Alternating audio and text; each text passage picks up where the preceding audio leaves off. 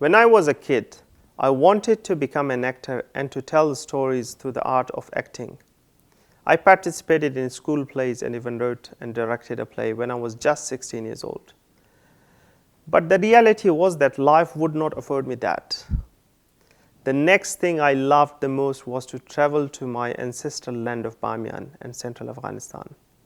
I wanted to visit those places and meet people whose stories I heard from my parents about their history, about the miseries they have been through, and how hard lives have been for them, and to tell those stories to a wider audience. I accidentally became a photographer, and photography became my connection to my ancestry, a medium to explore my identity. Like many other teenagers, I was also unsure of my future career path. If it was not for the US invasion on Afghanistan after the September 11 attacks in the US, my life could have been completely different.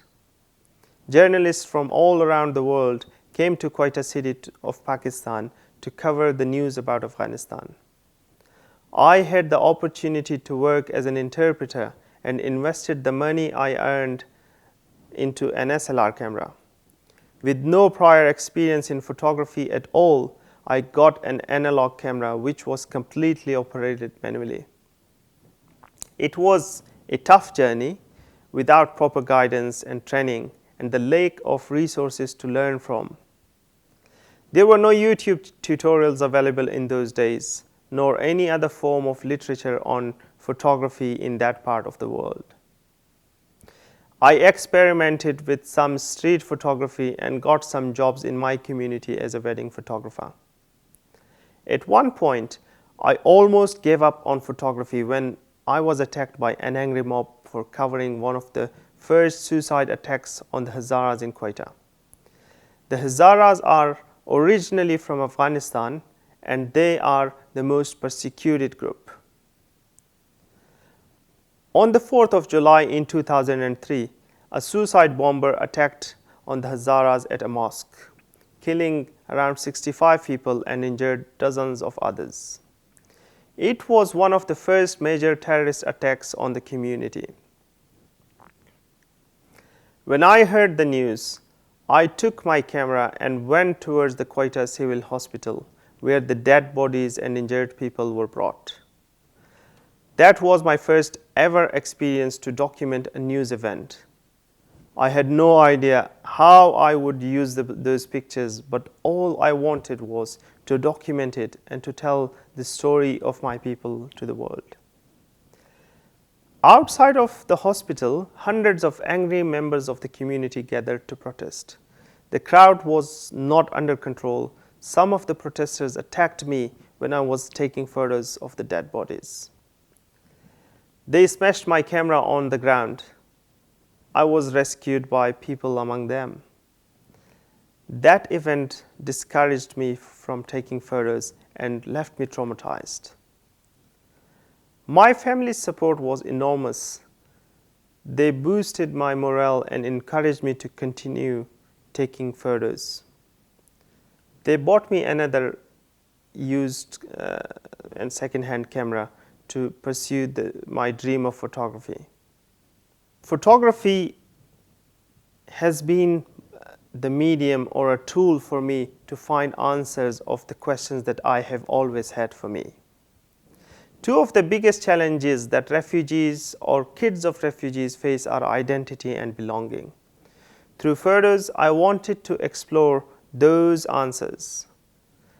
My people, the Hazaras, who were forced to flee to Pakistan in the late 1880s, have different challenges of identity and belonging than those Hazaras who settled in Iran. I wanted to use photography to find out why, after living for over 100 years in Pakistan, the Hazaras were being targeted by militants almost every day under nose of the security agencies and in a very small city. And the government wouldn't protect them. Instead, they locked them up in ghettos, surrounded them with military checkposts. Their lives did not have any value. Iran hosts the largest number of Hazara refugees anywhere in the world. Several generations of the Hazaras have been born and raised there, but they don't have even the right to buy a SIM card with their own names. They are treated as third-class citizens. The fear of being deported looms on their head all the time. Being treated inferior to Iranian citizens is a normal practice there. In some cities of Iran, Afghanistani refugees are not allowed to go to the supermarket and public parks. If I get an opportunity, I would like to explore those answers and to tell the stories of my people in Iran and Pakistan. Many refugees in Pakistan and Iran, including myself, went back to Afghanistan after the US invasion with the hope that there will be an end to the trauma of the identity crisis and we can belong there. But mostly, we were considered outsiders because there were many differences as we were second or third generation refugees.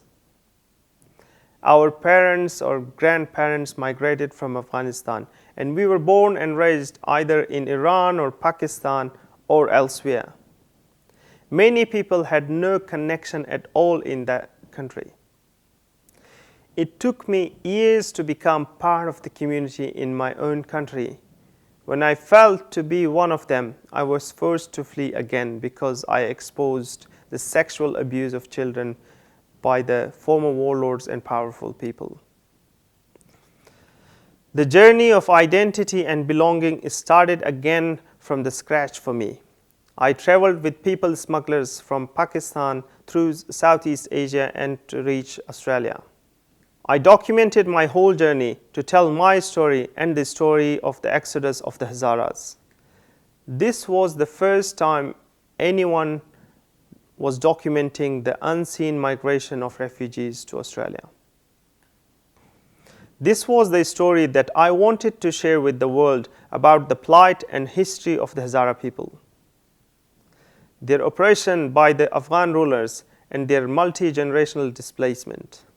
In the last 10 years, thousands of refugees from Afghanistan escaped the atrocities of the Taliban and racism of the democratic government and risked their lives to travel to Australia to seek asylum, with the hope that they can have peaceful lives and can give a better future to their children and to put an end to the constant displacement.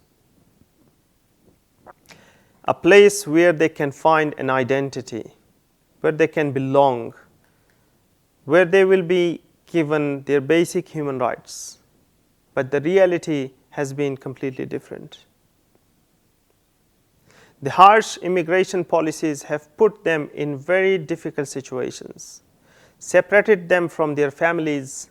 They have lost the years of parenthood when their children needed their fathers the most. They have lost the opportunities to say the last goodbye to their dying parents. Above all, they are unable to help their families who are trapped in Afghanistan and are at the mercy of the Taliban. This is an extremely difficult time for many people who are helpless to do anything for their families. Their visa conditions do not allow them to travel overseas, and they don't have the option to sponsor their families to reunite with them. Parents usually would do anything for their kids to keep them safe, but these people are stuck between a rock and a hard place. Being a father of a 3-year-old boy, it is almost unimaginable to put myself in their positions, to think of my son and wife being trapped in a country which is controlled by a terrorist group. Generations of Afghanistani refugees have been living their lives with these sorts of identity crises and lack a sense of belonging to anywhere. With the fall of Afghanistan to the Taliban, new waves of displacement are happening. Millions of Afghanistani people are either internally displaced, have taken refuge in another country, or trying to leave the country to avoid being killed by the Taliban or ISIS. This means generations of Afghanistan to come will be fighting the fight of belonging and identity. In Afghanistan, we are identified with an imposed identity of Afghan, which is another name of the ruling ethnic group, the Pashtuns. The official language of majority of people, which is Dari or Persian, is being diminished and replaced with the one of the rulers, and our people are being evicted from their ancestral lands. The crisis of identity and belonging for those who have been oppressed are generational, both in Afghanistan and overseas. As a former refugee, I risked my life to find safety and sanctuary, to find an identity. So many others are trying to do the same to survive. Through my photos and film, at a time when it is more important than ever to see refugees and people seeking asylum as human beings, to have kindness, to have compassion, to have empathy. But instead, we are seeing closing borders. Our hearts are being closed. Anti-immigration sentiments are growing around the world. I'm extremely happy that my son was not born in Afghanistan, because if he did, he would go through the same challenges and struggle as myself and my parents had gone through.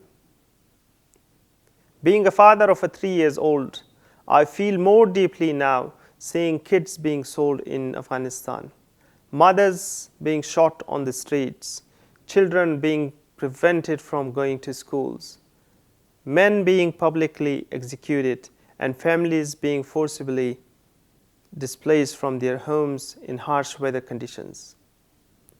My fear for generations of my people will continue, not to just because they will have to fight a literal war, but will continue to fight the war of where do they belong, what is their identity, when they are constantly displaced, exiled, and forced to seek refuge. I hope to see peace and stability in its real sense in Afghanistan in my lifetime, where people will have the power to choose their leaders and no group will be superior to the other. People should be able to live in peace and harmony, and the generations to come would not have to fight the wars their ancestors fought. And my lens or many other storytellers can tell stories of love, equality, and peace. Thank you.